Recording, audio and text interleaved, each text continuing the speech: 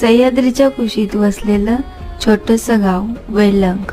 पुढे फुल पाखरू पिकातून ग, सारा माळ दिस झोक्यातून ग. पुढे फुल पाखरू पिकातून ग, सारा माळ दिस झोक्यातून ग.